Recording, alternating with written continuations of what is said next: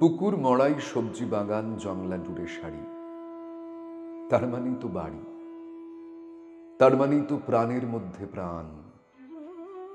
নিকিয়ে নেওয়া উঠোন খানি রোদ্দুরে টান টান। ধান খুঁটে খায় চারটে চড়ুই দোলমঞ্চের পাশে, পায়রাগুলো ঘুরে বেড়ায় ঘাসে। বেড়ালটা আড়মোড়া ভাঙছে, কুকুরটা কান খাড়া করে শুনছে কথা বলছে কারা।